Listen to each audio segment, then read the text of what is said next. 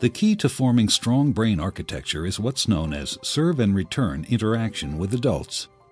In this developmental game, new neural connections form in the brain as young children instinctively serve through babbling, facial expressions, and gestures. And adults return the serve, responding in a very directed, meaningful way. It starts very early in life, when a baby coos and the adult interacts and directs the baby's attention to a face or hand. This interaction forms the foundation of brain architecture upon which all future development will be built.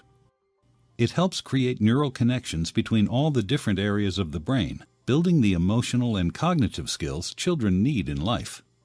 For example, here's how it works for literacy and language skills. When the baby sees an object, the adult says its name. This makes connections in the baby's brain between particular sounds and their corresponding objects. Later, adults show young children that those objects and sounds can also be represented by marks on a page. With continued support from adults, children then learn how to decipher writing and eventually to write themselves.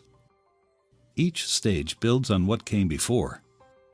Ensuring that children have adult caregivers who consistently engage in serve and return interaction, beginning in infancy, builds a foundation in the brain for all the learning, behavior, and health that follow.